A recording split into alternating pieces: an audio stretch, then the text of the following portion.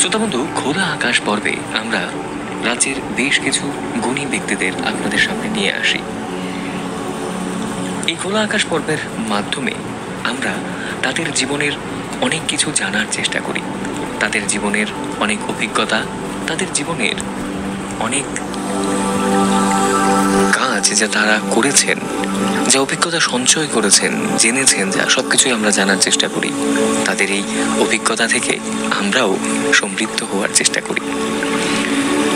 শ্রোতাবন্ধু, আজ খোলা আকাশ পর্বে আমার সঙ্গে রয়েছেন লোকসঙ্গীত শিল্পী শ্রীমতী বলাকা দে। নমস্কার বলাকা দেবী, আপনাকে স্বাগত এফএম উচ্চায়ন্তের খোলা আকাশ পর্বে। নমস্কার। প্রথমেই জানতে চাইব যে কেমন আছেন, কেমন আছেন আপনি? ভালো আছি। আচ্ছা, আপনার সঙ্গে মূলত আপনি লোকসঙ্গীত শিল্পী, তো লোকসঙ্গীতের শিল্পী হিসাবে অনেক কিছুই আপনার থেকে জানা আছে।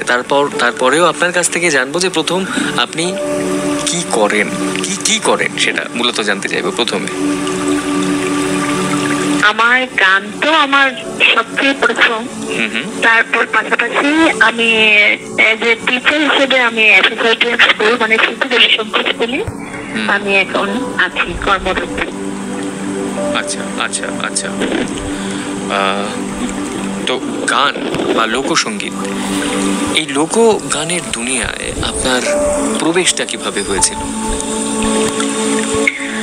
অ্যাকচুয়ালি আমার ছোটবেলা থেকে মানে আমার যখন সঙ্গীতের শুরু, তখন অ্যাকচুয়ালি আমার আমার যে মাতুল ফ্যামিলি, যে আমার মামার বাড়ির ফ্যামিলি, ওরা সবাই মানে সঙ্গীতের সঙ্গে ভীষণ জড়িত। আমার ছোট মাসি খুব ভালো ফোক সং করতো। ওই শুনে ছোটবেলা থেকেই যত আমি শাস্ত্রীয় সঙ্গীত শিখেছি, তারপর অন্য সব গান করেছি, আধুনিক গান, হিন্দি গান, সবকিছু। কিন্তু এই গানটা মনে হয় হয়তো বা জন্মগত ভাবেই আমার মধ্যে এসেছে। আমার মনে হয় আর কি যে যত গানই করি সবাই ওই ফোকটাই শুনতে চায় আমার কাছ থেকে। আপনি যখন ফোক সং বা লোকগান নিয়ে আপনি আকৃষ্ট হয়েছেন লোকগানের দিকে, তখন আপনি কতটা বড় ছিলেন, অর্থাৎ কত বয়স ছিল আপনার তখন? আমি 3.5 বছর থেকে আমার গান শেখা শুরু আমার মায়ের কাছে। আচ্ছা, ছোটবেলা থেকে। তারপর আমার মামা প্রয়াত শ্রী বিনয় ভূষণ দেব, ওনার মামার কাছে আমার হাতে খড়ি এবং গান শেখা। তারপর আস্তে আস্তে আমাদের ননীগোপাল চক্রবর্তী স্যার, তারপর আমি মামা বলেই থাকতাম। তারপর কলকাতায় স্বনামধন্য শিল্পী অমর পাল স্যারের কাছে শেখা কিছুদিনের জন্য। তারপর পাশাপাশি এইভাবে অনেকের কাছেই আমার সেই সঙ্গীতের শেখাটা আর কি। একদম, অবশ্যই আজকে আপনার কাছ থেকে অনেক গান তো অবশ্যই শুনবো। তবে বলাকা দেবী, একটু আপনার কাছে বলবো যে আপনার যে সেটটা রয়েছে, টেলিফোন সেটটা, সেটা যদি একটু মুখের কাছ থেকে দূরে নিয়ে তারপর কথাটা বলেন, তাহলে একটু সাউন্ডটা ক্লিয়ার আসবে। আচ্ছা, ঠিক আছে। তো এবারে ঠিক আছে, হ্যাঁ ঠিক আছে। এবার একটু জানতে চাইবো যে এই যে লোকগানের প্রতি আপনার যে ভালোবাসা, সেটা কেন? লোকগান কেন আপনার ভালো লাগে? কি আছে আলাদা লোকগানে? লোকগান তো হলো আমাদের একচুয়ালি মাটির গান বলতে, এখানে আমাদের আত্মা, আমাদের প্রাণ, মন, আমার মন থেকে আমি বলছি আর কি। তো ছোটবেলা থেকে এই গান শুনে শুনে বড় হওয়া, তারপর সেই গানের প্রতি একটা সে মায়া, ওই থেকে হয়তো বা সেই লোকগানের প্রতি আমার একটা টান সৃষ্টি হয়ে গেছে, ওই থেকেই লোকগান গাওয়া। আচ্ছা আচ্ছা, বাহ। তো বলাকা দেবী, আমরা আজকে গান শুনবো তো আপনার থেকে? নিশ্চয়ই নিশ্চয়ই, আপনাকে পেয়েছি, আমরা গান না শুনলে মনটা কিন্তু একেবারেই ভরবে না। তো তাহলে ভালো করে শোনাতে একদম, তাহলে একখানি গান শুনি তাহলে এবারে। ঠিক আছে, আমি তাহলে শুরু করছি। একটা কীর্তন দিয়ে আমি শুরু করছি। পুরোটা গান তো গাইবো না, কতটুকু গাইবো? আপনি যতটা ভালো মনে করেন। আমি ছোট ছোট করে অনেক রকমের গান শোনানোর চেষ্টা একদম করছি। একদম, হ্যাঁ? নিশ্চয়ই। ঠিক আছে। যারে বাঁশি শুনে বনে বনে ময়ূর নাচে রে, এখনো সে বৃন্দাবনে বাঁশি বাজে রে।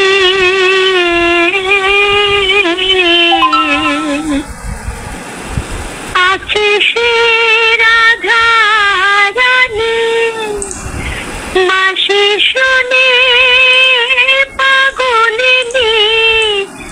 আছে সে রাধা রানী, বাঁশি শুনে পাগলিনী। অষ্ট সখীর শিরোমণি,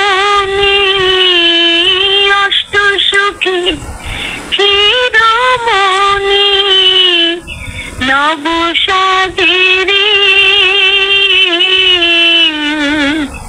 এখনো সে বৃন্দাবনে বাঁশি বাজে রে।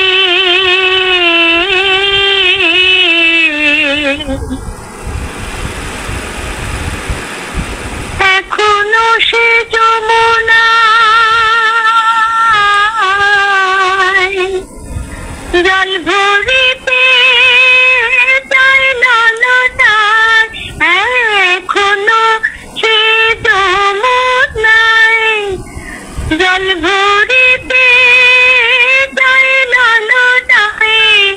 কদম তলায় সে ছলনায়, কদম তলায় সে ছলনায়। কৃষ্ণ আছে রে, এখনো সে বৃন্দাবনে বাঁশি বাজে রে। যারে বাঁশি শুনে বনে বনে ময়ূর নাচে রে, এখনো সে বৃন্দাবনে বাঁশি বাজে রে। হরে কৃষ্ণ কৃষ্ণ কৃষ্ণ কৃষ্ণ হরে হরে, হরে রাম রাম রাম হরে হরে। হরে কৃষ্ণ কৃষ্ণ কৃষ্ণ কৃষ্ণ হরে হরে, হরে রাম রাম রাম হরে হরে। বাহ বাহ, একেবারে সত্যি প্রাণ ছুঁয়ে যাওয়ার মতো গান। এবং এই কীর্তন দিয়ে আজকের এই পর্বটা শুরু হলো, খুব সুন্দরভাবেই শুরু হলো। বলাকা দেবী, তাহলে আপনার কাছ থেকে জানতে চাইবো, এই সুন্দর, এত সুন্দর একখানি গান আপনি শোনালেন। এই যে লোকগান বিভিন্ন সময়, এক সময় দেবতার কথা বলছে, এক সময় সেখানে মানুষের কথা বলছে, জীবনের কথা বলছে। মূলত যদি আমরা দেখি এই লোকগান কিসের বার্তা দেয় বা কিসের কথা বলে মূলত? মূলত লোকগান অ্যাকচুয়ালি হয়েছে আমাদের সাধারণ মানুষের মনের কথা, সুখ দুঃখের কথা, আনন্দ অনুভূতি গুলো এভাবে প্রাচীন কাল থেকে ওরা এভাবেই গানের মাধ্যমে সবাইকে, সবার মধ্যে এটা ছড়িয়ে দিয়েছে। তাই লোকগান হলো আমাদের প্রাণের গান। সেই অনুভূতির কথাই লোকগান বলে। আমাদের সাধারণ মানুষের, খেটে খাওয়া মানুষের, এখানে কোন রকমের শিখে পড়ে গাওয়ার কোন মানে ছিল না। ওদের মনে যে সুর আসতো, যে কথা আসতো, ওগুলিকে ওরা প্রেজেন্ট করতো। ওইখান থেকে এই লোকগানের সৃষ্টি। একদম। লোকগান মানে একটা যেটা আমরা সাধারণভাবে বুঝি যে একেবারে মাটির মানুষের গান, মাটির গান, এবং এই লোকগানে একটা একটা সিম্পলিসিটি ব্যাপারটা আছে, তাই তো? কিভাবে দেখেন আপনি সার্বিক অর্থে ওই লোকগান? যে বললাম, সাধারণ মানুষের, খেটে খাওয়া মানুষের। তো এই এই জায়গা থেকে আপনাকে কি এই জিনিসটাই আকৃষ্ট করেছে লোকগানের প্রতি? অনেকটা, সেটাই। আচ্ছা। আমার সিম্পলিসিটি, আমার এই ধরনের গান, প্রাণের গান, মানে যার মধ্যে কোনো বাধ্যবাধকতা থাকবে না, একদম খোলা মনের সমস্ত জিনিসগুলো, আবেগ, সমস্ত অনুভূতি, সমস্ত গুলো যেন এই লোকগানের মাধ্যমে এটা মানে মানুষের মধ্যে ছড়িয়ে যাওয়া খুবই সহজ একটা সুর বলা যায়। ঠিক ঠিক ঠিক। এই লোকগান যখন মাটির কথা বলে, যখন মানুষের কথা বলে, এই যে ভাষারও একটা আলাদা ব্যাপার আছে। আপনি বললেন যে একেবারেই একটা সহজ ভাষা। বিভিন্ন অঞ্চলে, হ্যাঁ, বিভিন্ন অঞ্চলে বিভিন্ন রকমের লোকগান রয়েছে। তো আপনি মূলত যদি বলি যে কোন কোন লোকগান শুনতে বা করতে ভালোবাসেন? লোকগান তো এর সমৃদ্ধি প্রচুর, মানে এর কোনো কুল কিনারা নেই। বিভিন্ন পর্যায়ে, বিভিন্ন রকম, একদম প্রভাতি থেকে শুরু করে সারা দিনের সমস্ত জিনিসগুলো যার মধ্যে এই লোকগানের মধ্যে পাওয়া যায়। বিভিন্ন সময়ের অনুভূতি, বিভিন্ন রকমের কত রকমের পর্যায়ে যে এটার মধ্যে আছে, তার কোনো রকমের বলে শেষ করা যাবে না। একদম। এই লোকগান বহু বহু বছর ধরে চলে আসছে, এবং এখন যদি বলি যে লোকগানের অনেক ধারারও কিছু পরিবর্তন হয়েছে, এবং আগের যে সিম্পলিসিটিটা ছিল, হয়তো সিম্পলিসিটিটা কোথাও না কোথাও একটু বদলে গেছে, কিছু কমপ্লেক্সিটি কি এসছে হয়তোবা, সেটা নিয়ে আমরা কথা বলবো পরে। তবে আগে আপনার বিষয়ে জানতে চাইবো যে আপনার শুরুটা যখন থেকে হয়েছিল, কোন গুরুর কাছ থেকে আপনি প্রথম শুরু করেছিলেন? আমার হাতে করে তো আমার মামার কাছে বললামই প্রথম থেকে। তারপর ফোক সংটা আমি তো শাস্ত্রীয় সঙ্গীত শিখেছি, রবীন্দ্রসঙ্গীত, তারপর নজরুল গীতি, মানে যা আমরা প্রথমে শিক্ষা শুরু করি সেভাবে আমার শিক্ষাটা হয়েছে। তারপর আস্তে আস্তে ফোক সংটা আমি ছোটবেলা থেকে একটু একটু করে গাইতাম।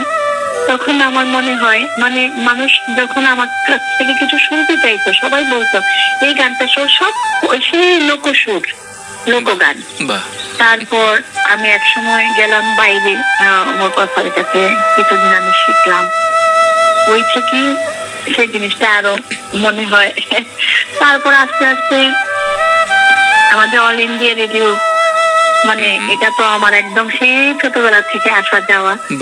আমি আগে বিলোনিয়া রেডিও স্টেশনে করতাম, সঙ্গে সঙ্গে পাশাপাশি আগরতলা রেডিও স্টেশন, দুটোই একসঙ্গে। তারপর তো একটা মানে সেটা বন্ধ হয়ে যায় যে কোনো একটা রেডিও স্টেশনে তুমি গাইতে পারবে। তখন আমি আগরতলা থেকে প্রেফার করি। তারপর আস্তে আস্তে গান গাইছি। তারপর জেনারেল আর্টিস্ট, তারপর গ্রেডের দিকে পা বাড়ানো, তারপর সঙ্গে সঙ্গে গ্রেড। এবং এই যে এত বছরের আপনার লোকগান নিয়ে যে যাত্রা, আপনি লোকগান নিয়ে আছেন, লোকগান শিখেছেন, তারপর এখন গাইছেন, আপনি কি সেখানে শিক্ষকতাও করেন, অর্থাৎ ছোটদের লোকগান শেখান? আসল কথা না, মানে সেরকম গলা, সেরকম গায়কের সেরকম ধৈর্য এখন নেই। আচ্ছা। এখন কি বলবো, কি ভালো মানে গলা যা মানে আমরা খুঁজে বেড়াই, কিন্তু সেটা আর হয় না। রিসেন্ট একটা আমাদের ত্রিপুরায় লোকসঙ্গীতের একটা ধারাকে আমার অনেক দিনের ইচ্ছা ছিল যে এমন একটা মানে একটা গোষ্ঠী বা লোক গোষ্ঠী আমরা তৈরি করি যেখানে আমরা শুধু মেনে এলে আমরাই বাজাবো, আমরাই গাইবো। যেটা আমরা দেখি দোহার সমস্ত লোকযন্ত্র নিজেরাই বাজাচ্ছে, নিজেরাই গাইছে। তো আমরা এবার আমাদের একটা পুজোতে একটা প্রচেষ্টা থাকবে, আমরা একটা টিম তৈরি করেছি। দেখা যাক পুরনো লোকসঙ্গীত গুলিকে সুন্দরভাবে প্রেজেন্ট করা কতটুকু আমরা পারি। সবার কাছে আশীর্বাদ চাইছি যাতে জিনিসটা আমরা সুন্দর করে করতে পারি। এবং এখানে থাকছে সমস্ত আমাদের অল ইন্ডিয়া রেডিও গ্রেড আর্টিস্টরা, আর পাশাপাশি আমরা নিউ জেনারেশনের কয়েকজন আর্টিস্টও আমরা। লোকসঙ্গীত আপনি দীর্ঘদিন ধরে চর্চা করছেন, লোকসঙ্গীতের এই বছরগুলোর মধ্যে অনেক পরিবর্তন হয়তো আপনি দেখেছেন যে কিভাবে লোকসঙ্গীতের অনেক কিছু বদলে গেছে। তো এই যে পরিবর্তনটা আপনি কেমন ভাবে নিয়েছেন বা কেমন ভাবে দেখছেন এই গোটা পরিবর্তনটাকে? এটা একটা ভালো দিকও আছে, আবার একটা খারাপ দিকও আছে। যেমন আমরা দেখি প্রায় অনুষ্ঠানে সব রকমের গান গাইছে, কিন্তু শেষে যে কোনো শিল্পী কোনো না কোনো ভাবে কিন্তু ফোক সংটা গাইছে। কারণ ফোক সংটা সবাই খুব পছন্দ করে, এটা খুব একটা ভালো লাগার দিক। আর বিশেষ করে আমাদের টিনেজাররা, ওরা কি সুন্দর এখন বিভিন্ন অনুষ্ঠানে ওদের মতো করে লোকসঙ্গীত নিয়ে চর্চা করছে, লোকসঙ্গীত গাইছে। এটা একটা ভালো দিক। আমার কিছু কিছু জায়গাতে যে আমাদের যে প্রচলিত আমাদের যে যারা গান গুলো সৃষ্টি করেছেন, যে লেখকরা গানগুলো করে গেছেন, কিন্তু মনে হয় গানগুলো থেকে সরে না, গানগুলো মানে নিষ্ঠতা স্বচ্ছতা সব নষ্ট করে দিচ্ছে। এটাও আবার পাশাপাশি মনে হয়। আচ্ছা, মানে দুটো দিকই রয়েছে, সেখানে ভালো যেরকম ভাবে হচ্ছে সেখানে খারাপও একটা বিষয় রয়েছে। ঠিক ঠিক ঠিক। এবারে জানতে চাইবো যে এই যে আপনি তো দেখেছেন, আপনি যখন গান গাইছেন তখন আপনি কি কাউকে ফলো করেন যে ওনার গানটা আপনি শুনছেন, শুনে সেখানে তার মতো করে গাওয়ার চেষ্টা করছেন, নাকি এরকম কোনো ব্যাপার আছে কি আদৌ?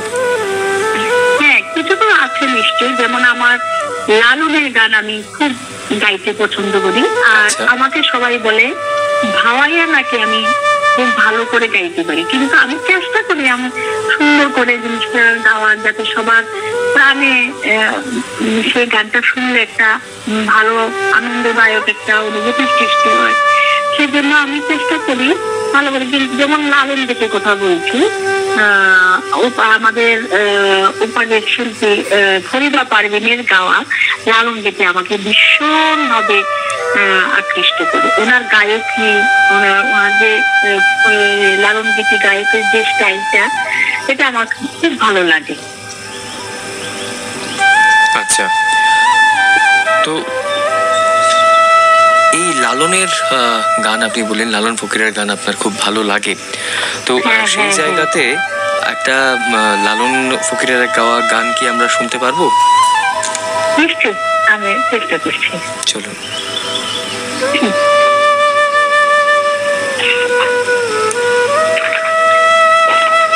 অনেক গান শোনানোর সেরকম এত সুন্দর আমাদের উজ্জয়ন্ত যে এফএম এত সুন্দর একটা সুযোগ করে দেওয়ার জন্য আপনাকেও ধন্যবাদ। আপনি এতটা সময় দিচ্ছেন আমাদেরকে। কারণ এই গানগুলো এই ধরনের আয়োজনেই আমরা সবার সামনে তুলে ধরতে পারি, না হলে তো আমরা এই গানগুলো গাওয়ারই সেরকম সুযোগ বা পাইনি। একটু আমি দেখছি কোন গানটা শুনতে। শ্রোতা বন্ধু, আপনারা শুনছেন 101.6 মেগাহার্জ এফএম প্রচার তরঙ্গে এফএম উজ্জয়ন্ত। আমি রয়েছি আপনাদের বন্ধু আরজে অর্ণব। এখন চলছে পর্ব খোলা আকাশ। খোলা আকাশ পর্বে আজ আমাদের সঙ্গে অতিথি হিসেবে রয়েছেন শ্রীমতী বলাকা দে, যিনি একজন লোকসঙ্গীত শিল্পী। আমরা তার জীবনের ব্যাপারে যেরকম ভাবে জানার চেষ্টা করছি, একই রকম ভাবে লোকসঙ্গীতের ব্যাপারেও কিন্তু তার থেকে জানার চেষ্টা করছি। একই সাথে লোকগান আমরা তার থেকে শুনছি এবং আরো শুনবো।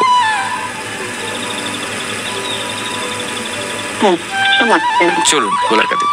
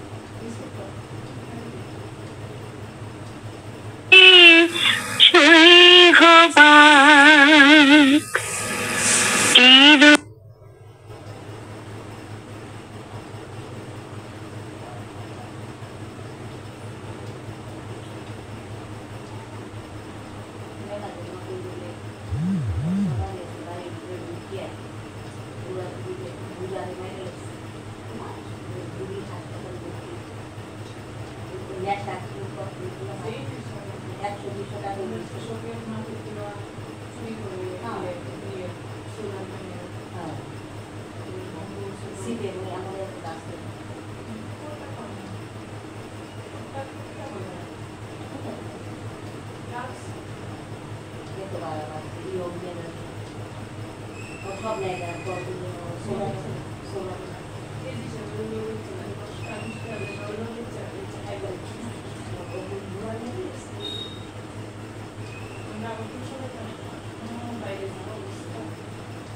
মেলা বলছিলাম ভিতরে আসছে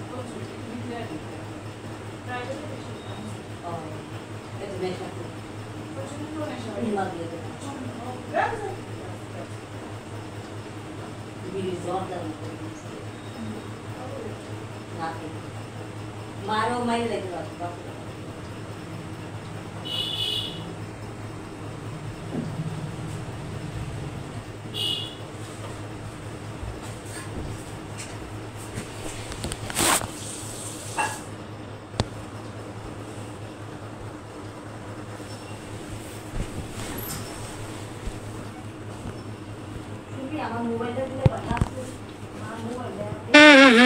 সহজে সই হবা সহজে সই হবা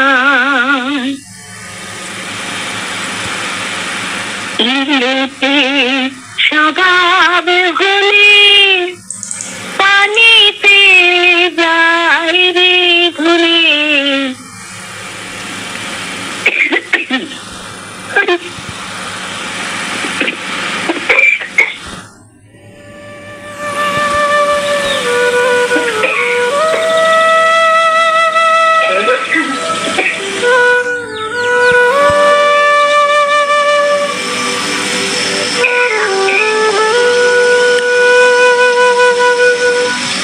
বন্ধু, আপনারা শুনছেন 101.6 মেগাহার্জ এফএম প্রচার তরঙ্গে এফএম উচ্চায়ন্ত। আমি রয়েছে আপনাদের বন্ধু আরজে অর্ণব। ছোট বন্ধু, আজ খোলা আকাশ পর্বে আমরা রয়েছি এবং আমাদের সঙ্গে রয়েছেন লোকসঙ্গীত শিল্পী শ্রীমতী বলাকা দে। বলাকা দেবী, শুনতে পাচ্ছেন?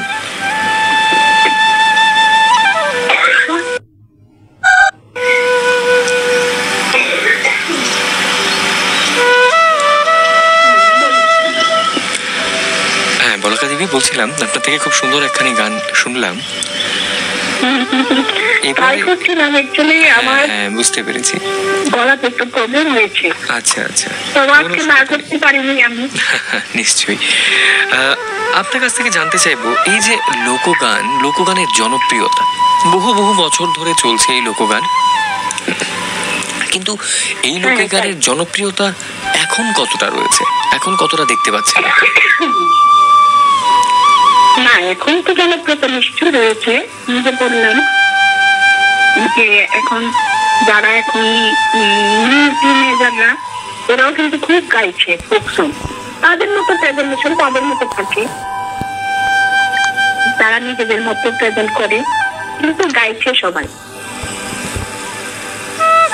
একদম। এই জিনিসগুলো আপনি কিরকম দেখছেন? জিনিসগুলো এখন জনপ্রিয়তা আছে আপনি দেখছেন, এবং অনেক ব্যান্ড উঠে আসছে যারা একেবারেই ফোক সংকে কেন্দ্র করেই কিন্তু তারা তাদের গায়কিটা তৈরি করছে।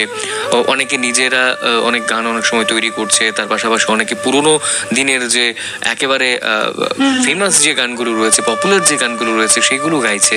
সেগুলোকে আপনি কিভাবে দেখছেন মূলত এখনকার? যদি আমি ব্যান্ড বা সিঙ্গারের কথা বলি, আপনার পছন্দের কি কেউ এরকম আছে? অনেকে আছে, গাইছে তো সবাই অনেকে। আমার ইমন চক্রবর্তীর গান খুব ভালো লাগে, ওনার প্রেজেন্টেশন খুব ভালো লাগে।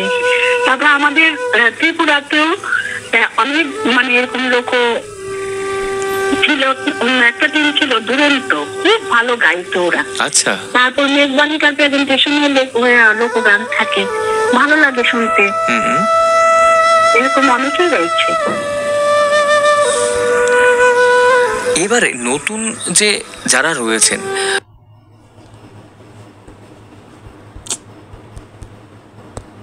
একটা একটা বিষয় চলে আসে কি নিত্য নতুন, আমি যেমনটা বলছিলাম যে লোকগানের একটা সময় যে ইনস্ট্রুমেন্ট ছিল, ইনস্ট্রুমেন্টগুলো খুবই সিম্পল ছিল, ভাষা একেবারেই সিম্পল, এবং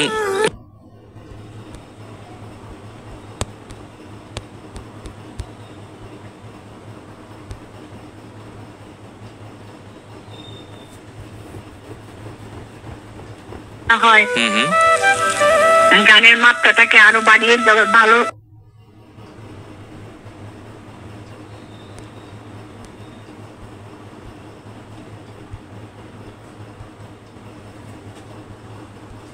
ওনারা যে এই ধরনের লোকযন্ত্রগুলি ইউজ করেই গাইতেন। আমরা পুরনো ইউটিউব থেকে সার্চ করলে দেখি পুরনো গানগুলো কত সুন্দর লাগে ওরা গাইছে।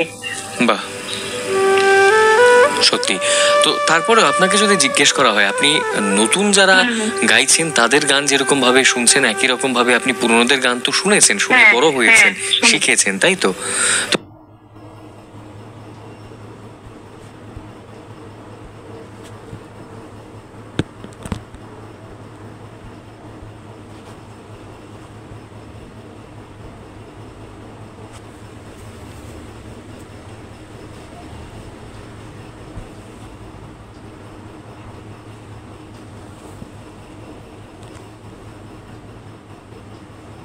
তো বিভিন্ন চেঞ্জেস হচ্ছে লোকগানে, তো এই চেঞ্জেসের মধ্যে আমরা ইনস্ট্রুমেন্টের চেঞ্জেস দেখতে পাচ্ছি, যেখানে হয়তো একটা একতারা দিয়ে গান গেয়ে ফেলা হতো, সেখানে এখন গিটার ঢুকেছে, বিভিন্ন রকমের গিটার ঢুকেছে। তো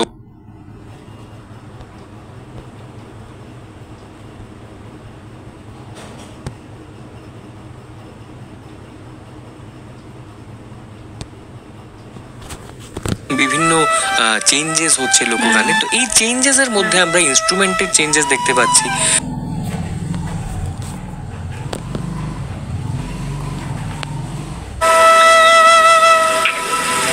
মানে গান শুনলে সেখানে আপনার মানে যন্ত্রটা প্রাধান্য বেশি পাচ্ছে, এরকম কিছু একটা মনে হয়? হ্যাঁ, সেটাই হয়। আচ্ছা আচ্ছা, সেখানে যন্ত্রের প্রাধান্যটা বেশি, এবং যেটা মানে ভয়েস বা গলা, কণ্ঠ, সেই জায়গাটা একটু কমে যাচ্ছে, এমনটা কোথাও মনে হয় আপনার, তাই তো? হ্যাঁ, আমার তাই মনে হয়। আচ্ছা, তো আপনার পছন্দের, আপনি লালন ফকিরের কথা বললেন, আরো একটা গান শুনতে পারবো কি? আমি একটা গান শুনছি হুম হুম, লোককবি হেমন্ত বিশ্বাসের আচ্ছা কম্পোজিশন, খুব সুন্দর। চেষ্টা করছি যদি আমার কাছে না ওঠে আমি শোনাতে পারবো, আচ্ছা। ট্রাই করছি। সাউন্ড ক্লিয়ার আসছে তো না?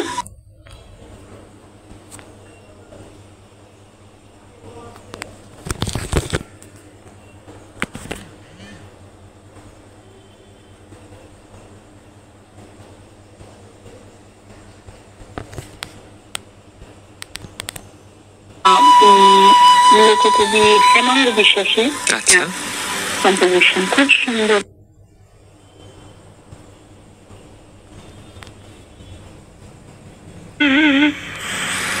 গগনেতে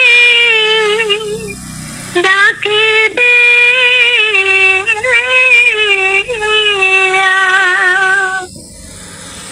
আসমান হইল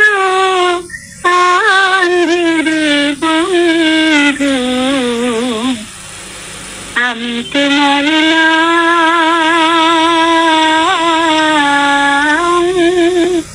লইয়া কান্দি, তোমার বাড়ি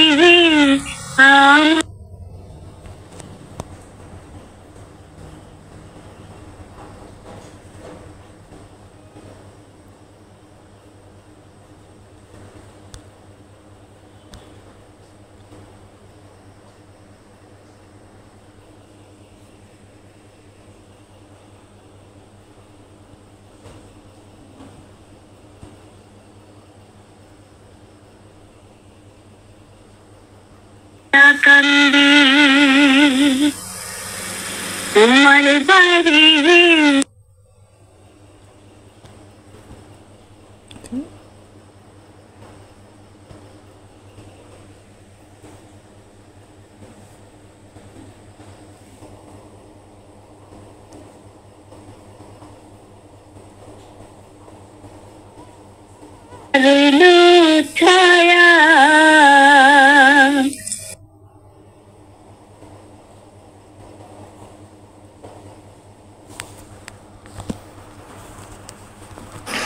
পহরানি দুই দেশ রইলা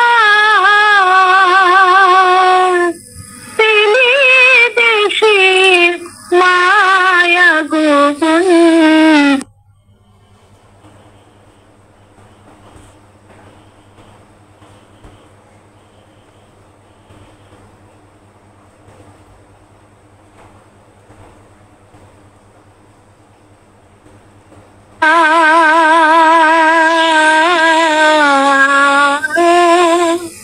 লইয়া কান্দি সোনা বন্ধুরে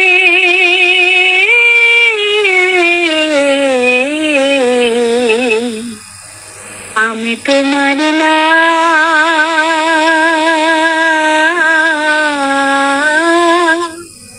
লইয়া কান্দি।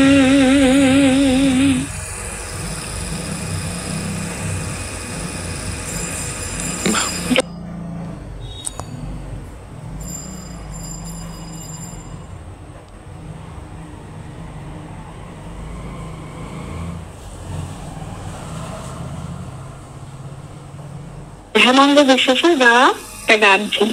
বাহ, অসাধারণ, খুব সুন্দর। বলো কাদি,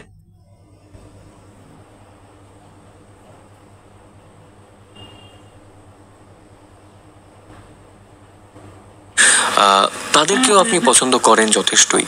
তো এই যে পুরনো এবং নতুনের যে মেলবন্ধন, কোথাও না কোথাও এসে তো তার একটা মিটিং পয়েন্ট রয়েছে, সেই জায়গাটাকে কিভাবে দেখছেন এবং সেটা কতটা অ্যাপ্রোপ্রিয়েট রয়েছে আপনি? কারণ কিছু কিছু জায়গাতে আপনি বলেছেন যে কিছু কিছু জায়গাতে যন্ত্রের যন্ত্রণাও মনে হয়, তো কোন জায়গাটা একেবারে সঠিক পরিমাণ কি বলবেন?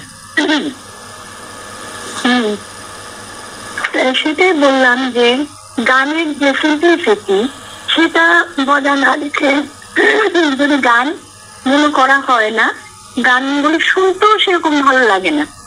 যদি আগে সেই গানের গায়কটা ঠিক রেখে মানে সে মানে দেখা যায় অনেক সময় যে বিভিন্ন রকমের মেশআপ চলছে, হিন্দি গান থেকে নিচ্ছে, আবার ফোক সং ক্রিয়েট করে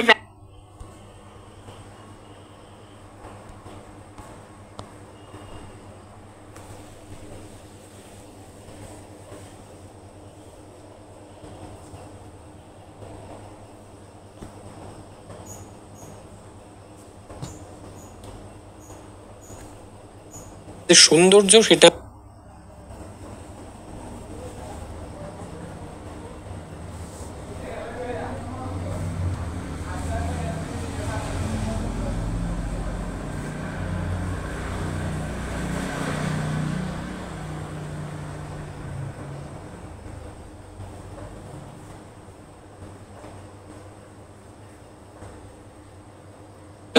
কিভাবে ইভলিউশনটা করে? বলছি ইভলিউশনটা যে হচ্ছে সেটা তো হতেই হবে, সেটা কিভাবে করলে ভালো আপনার মনে হয়? সেটাই এখন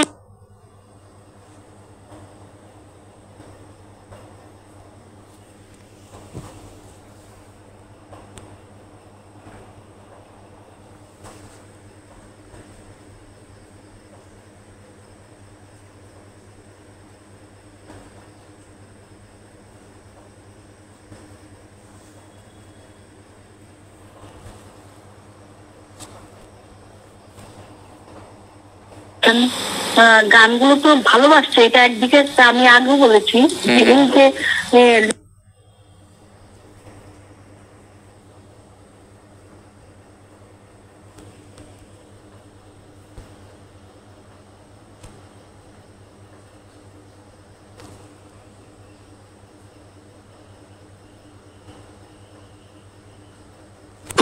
কিছুই হোক না কেন সেগুলোকে ঠিকঠাক ভাবে ঠিক মাত্রায়, সবচেয়ে বড় কথা তাই যে ঠিক মাত্রায় ব্যবহার করতে হবে একদম। তো এবারে একটু জানতে চাইবো যে আপনি এই লোকগানের পাশাপাশি শিক্ষকতার সঙ্গে জড়িত রয়েছেন, তো এই যে ছোট ছোট বাচ্চাদের আপনি পড়ান, শিক্ষাদান করেন, এই বিষয়টা অনেকটাই নিশ্চয়ই টায়ারিং এবং অনেকটাই সেখানে ইনভলভ থাকতে হয়, অনেকটাই সেখানে টাইম টেকিং। তো দুটো বিষয়কে নিশ্চয়ই। তো সেটাকে প্রথমত জানতে চাইবো যে সেই বিষয়টাকে আপনি দেখেন কিভাবে, কিভাবে সেটাকে আপনার আউটলুকটা কি সেই শিক্ষকতার দিকে?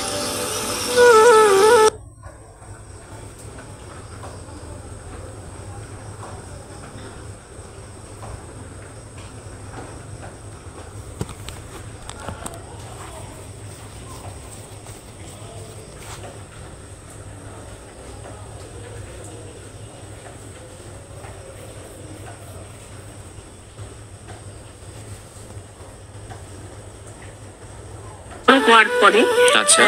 তখন ভাবলাম হ্যাঁ ওকে নিয়ে আমি engage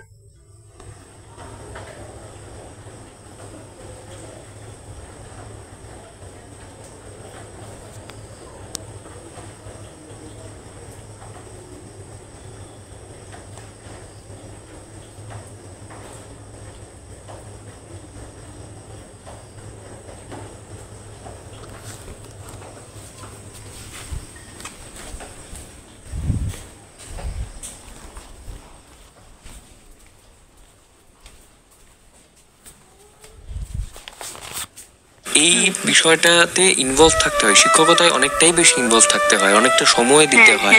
তো সেই জায়গা এবং তার পাশাপাশি গান মেনটেন করা কি করে সম্ভব হয় এবং কি করে করেন সেটা? সেটা ম্যানেজ হয়ে যায়। স্কুল থেকে এসে আমার একটা ছোট গানের স্কুল আছে, সেখানে প্রায় আমার 9 পর্যন্ত, প্রায় রাত্র 9টার পর্যন্ত আমার চলে।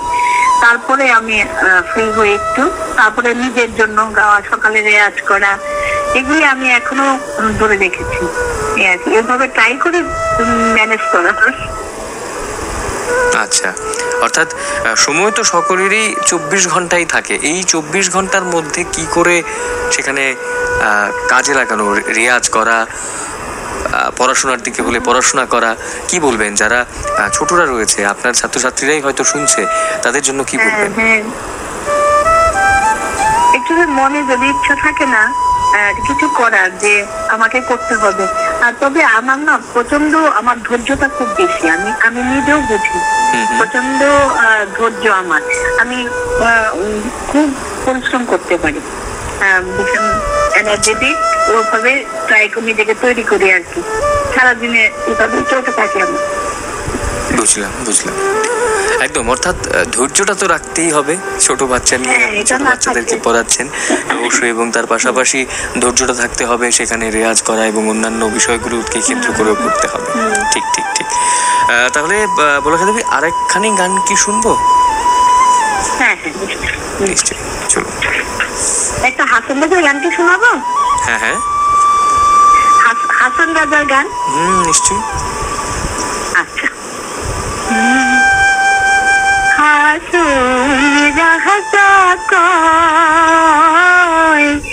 আমি কিছু নাই রে, আমি কিছু নাই,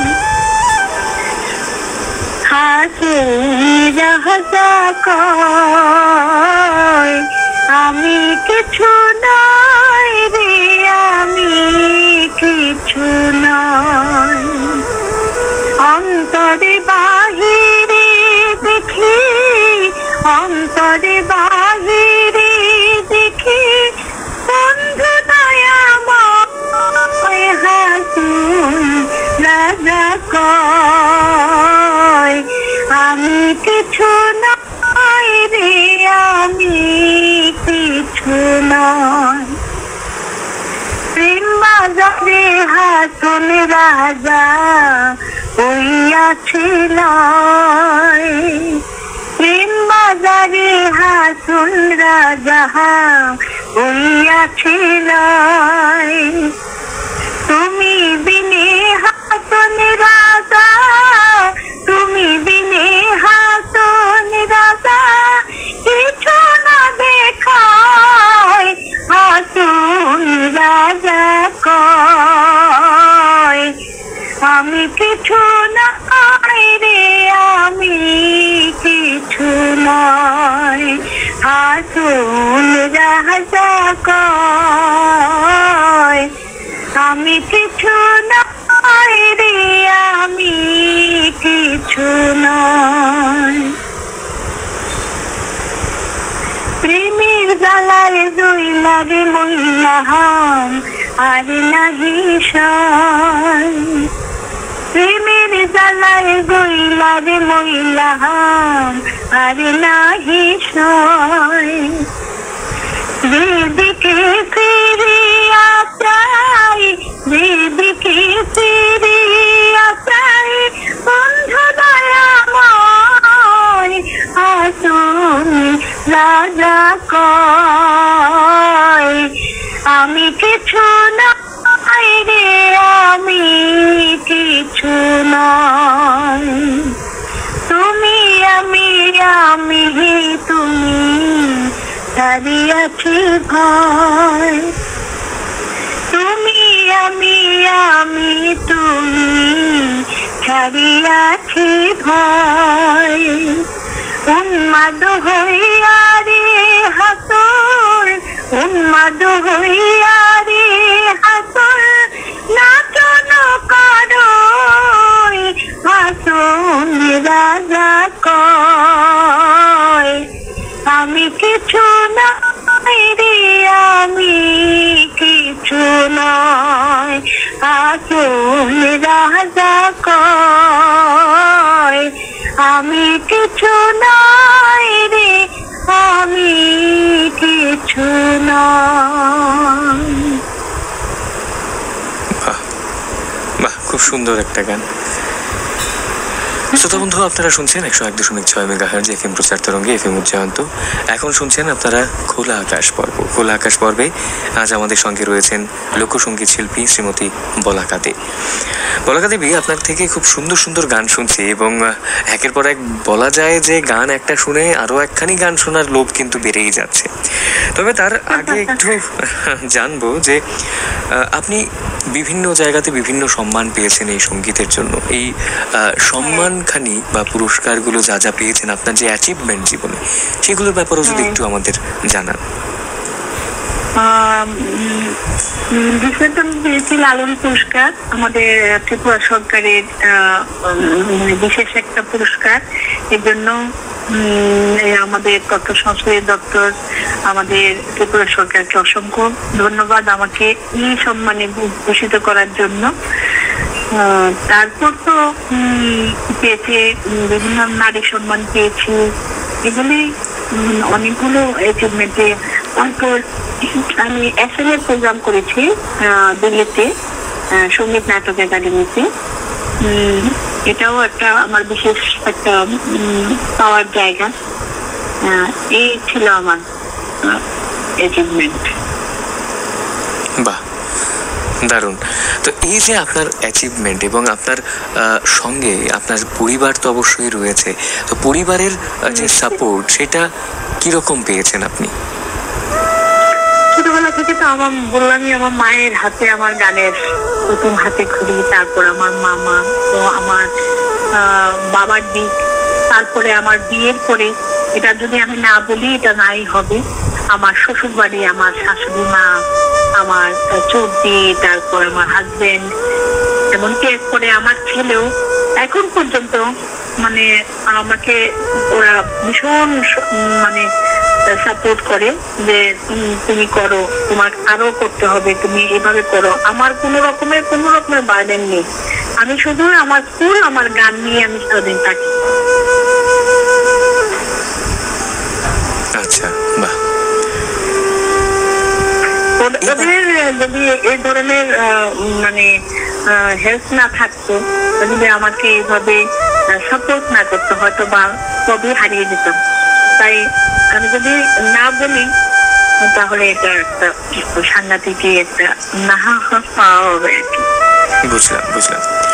তো এখনকার দিনে আমরা যেটা দেখি যে অনেক ক্ষেত্রেই যারা ছোটরা রয়েছে তারা এই গান শিক্ষা বা এসব থেকে কিছুটা হলেও হয়তো দূরে থাকে বা পড়াশোনার দিকে বেশি ঝোঁকার ফলে হয়তো সেই সময়টা তারা পায় না, বা তাদের যে গার্জিয়ানরা রয়েছে, প্যারেন্টসরা রয়েছে, তারাও হয়তো একটু তাদের সেই গান বাজনা থেকে একটু দূরে রাখতে চায়। পড়াশোনাটা করুক, সেখানে গান বাজনায় দিয়ে সময় নষ্ট করে লাভ নেই। তো তাদের প্রতি আপনার কি বার্তা থাকবে?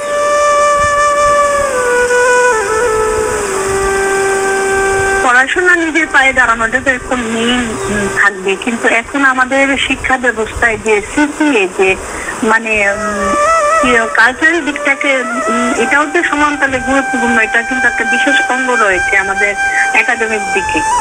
তো এটা তো দেখা যায় প্রায় স্কুলে বিভিন্ন ভাবে সঙ্গীত হোক, ডান্স হোক, সবকিছুতে অঙ্কন, সবকিছুতেই একটা বিশেষ দিক থাকে প্রত্যেকটা স্কুলে। সিবিএসসি মানে গাইডলাইন অনুযায়ী সিসিএ একটা বিশেষ একটা দিক থাকে। তো এটাও বলবো যে গার্ডিয়ানরা পড়াশোনা তো নিশ্চয় করবে, পাশাপাশি যে কোনো একটা জিনিস যদি পাশে থাকে, আমার মনে হয় এটা প্রত্যেকটা মানে গার্ডিয়ানদের এটা দেখা উচিত যে প্রত্যেকটা আমার বাচ্চা ভালো গাইতে পারে না, আমার বাচ্চা ভালো বাজাতে পারে না, আসতে পারে, এটা প্রথম নির্বাচন করে তাকে ওই স্রোতে ঢালতে হবে। বুঝলাম। একদম। তো একেবারেই মানে গার্জিয়ানদের জন্য আপনার কি বার্তা থাকবে যে যখন একেবারেই দেখা যায় ছোট ছোট বাচ্চাদেরও একেবারে সেই পিঠে ব্যাগের বোঝা দিয়ে টিচারের বাড়ি পাঠানো হচ্ছে, স্কুল পাঠানো হচ্ছে, কিন্তু সেখানে সেই সময়টা হয়তো সে খেলতে পারতো, গান চর্চা করতে পারতো, সেই সময়টা দেওয়া হচ্ছে না, সেটার জন্য কি বলবেন? তাই এখন তো অনেক ছোট বয়সে আমরা কি বয়সে আমরা স্কুলে গেছি, এখন প্রায় 3-এর কাছাকাছি ওরা স্কুলে চলে আসে, অনেকটা সময় ওরা স্কুলে থাকে, স্কুলের মধ্যে ওদের সবকিছু শিক্ষা দেওয়া হয়, স্কুলের পড়াশোনার পাশাপাশি ওদের বিভিন্ন রকম অ্যাক্টিভিটি এগুলো থাকে। ওইভাবেই এখনকার মানে পুরো একাডেমিক দিকটাকে এভাবে সাজানো হয়েছে যাতে বাচ্চাদের পড়াশোনার পাশাপাশি বিভিন্ন দিকেও ওদের ইন্টারেস্ট থাকে, ওভাবেই মানে শেখানো হয়। তো এটাও একদিকে অনেকটা মানে আমি একটা ভালো দিক বলবো আর কি। হ্যাঁ, তো এইভাবে এখন বাচ্চারা এইভাবেই তৈরি হচ্ছে। একদম। তাহলে আরেকটা গান শুনবো আপনার কাছ থেকে। আচ্ছা, আমি চেষ্টা করছি।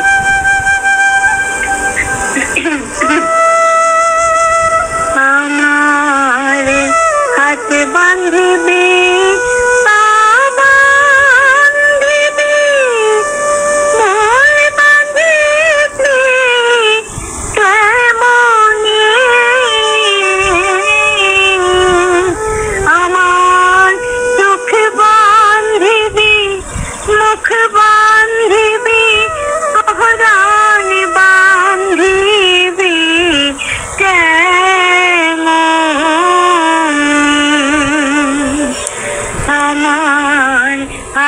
বান্ধিবি বান্ধিবি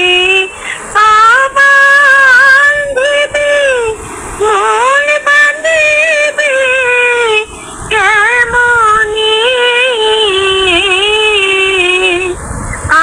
আমার চোখ বান্ধিবি মুখ বান্ধিবি প্রাণ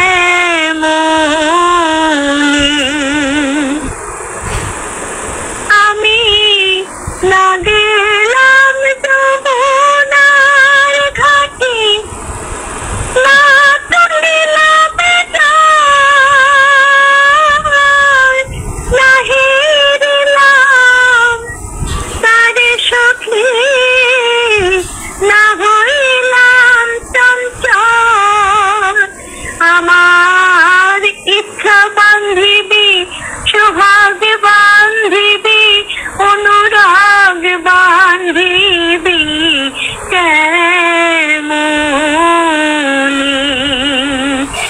আমার হাতে বান্ধিবি বান্ধিবি মন বান্ধিবি কেমনে আমার চোখে বান্ধিবি মুখ বান্ধিবি পহরান বান্ধিবি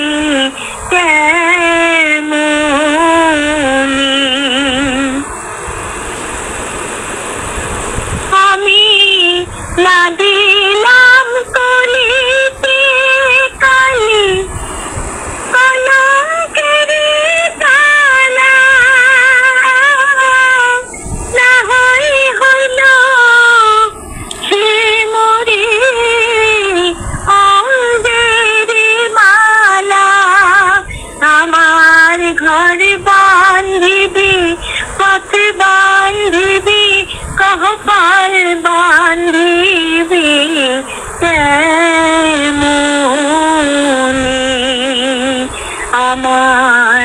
হাতে বান্ধিবি বাবা বান্ধিবি মোর বান্ধিবি তেমনি আমার চোখে বান্ধিবি মুখে বান্ধিবি পহরান বান্ধিবি তেমনি।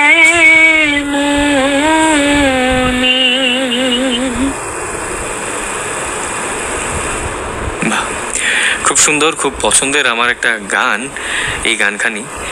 অসংখ্য ধন্যবাদ এই এত সুন্দর একটা গান শোনানোর জন্য। বলাকা দেবী, অবশ্যই শেষে আমাদের সময় প্রায় শেষের পথে। তো আপনার জীবনের অনেক অভিজ্ঞতার কথা আমরা শুনলাম, অনেক কিছুই আমরা জানলাম আপনার কাছ থেকে। আপনার কাছ থেকে খুব সুন্দর সুন্দর গান আমরা উপভোগ করলাম। একেবারেই শেষ সময়ে জিজ্ঞেস করব যে আপনি আপনাদের যে আপনার যে ছাত্ররা রয়েছে, যারা রয়েছে, গার্জিয়ানরা, প্যারেন্টসরা, তাদের প্রতি আপনার কি বার্তা থাকবে, শিক্ষক হিসেবেও শিল্পী হিসেবেও? আমি একটা কথাই বলবো, নিজেকে তৈরি করো সবাই, এবং গার্ডিয়ানরাও হেল্প করবে বাচ্চাদের কিভাবে মানে গলা সাধতে হবে, কিভাবে নিজেকে তৈরি করতে হবে। প্রচুর শুনতে হবে গান, প্রথম শুনতে হবে, হ্যাঁ প্রচুর শুনতে হবে, তারপর নিজে চেষ্টা করতে হবে, ভালো করে নিজেকে তৈরি করতে হবে। সেটাই বলবো সবাইকে যে তোমরা চেষ্টা করো নিজেকে তৈরি করার। আর নিশ্চয় গলার তো সাদা খুব দরকার এখন, এটাই সবচেয়ে মূল মন্ত্র। একদম, অসংখ্য ধন্যবাদ বলাকা দেবী, আপনি এতক্ষণ পর্যন্ত আমাদের সঙ্গে ছিলেন এবং এত সুন্দর একটা একের পর এক গান আমাদের শুনিয়েছেন, অনেক অভিজ্ঞতার কথা আমাদের সঙ্গে ভাগ করে নিয়েছেন। অসংখ্য ধন্যবাদ। তোমাদের অনেক শ্রোতা বন্ধুদের অসংখ্য ধন্যবাদ আমাকে শোনার জন্য। জানি না কতটুকু আমি শোনাতে পেরেছি, একটু প্রবলেম আছে, এখানে আমার গলাটা একটু খারাপ করেছে, তারপরেও আমি বসে এসছি শুধু শ্রোতা বন্ধুদের একটু শোনাবো, আমার নিজের কথা শেয়ার করার জন্য। একদম, অসংখ্য ধন্যবাদ। এতক্ষণ পর্যন্ত